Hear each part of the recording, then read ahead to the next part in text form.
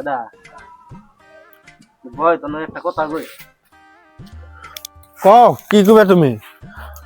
কি কমো মানে এই যে সারাদিন ঘোরাঘুরি করস আপনার তো বহুত কিন্তু কেরা কথা না খাসটা তো জানি না